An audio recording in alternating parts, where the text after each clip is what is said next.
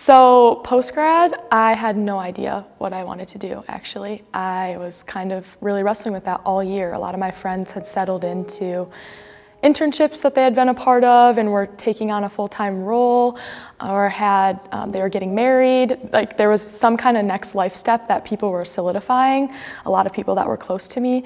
And I was like, okay, God, what's going on with me? Like, I'm not sure where I'm going.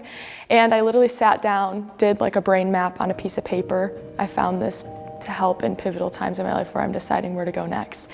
And I think this was the one thing I wrote down that a question mark was, should I live internationally? Because I would love to travel so badly. That was the one thing that kind of started unfolding, I guess, with this opportunity.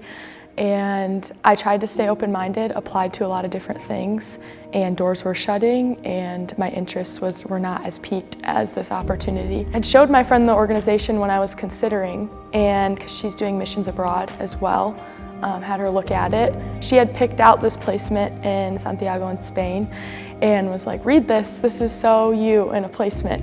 And I read it, and honestly I was so giddy.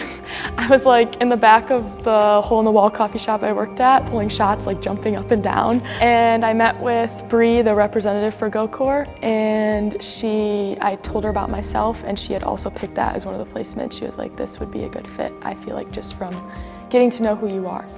This placement in particular, I love the organization that is a part of it, the parent organization of the placement I'll be at.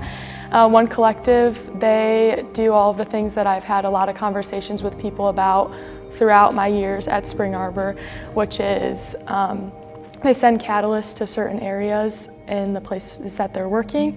They live there, they get to know the community, the culture, and the context in which they're working, and really just want to understand the strengths and the needs in that community. And I love that because I've always preached, not knowing really experience-wise what this was going to be like, but don't just like come up with a business model and like try to plop it down somewhere and make it work for that area. I think wherever you're going, if you're going the city over, you're going state over, you're going country over, you have to understand like what's already being done and then like partner with them in that work rather than being like, I have the solution, I have the answers.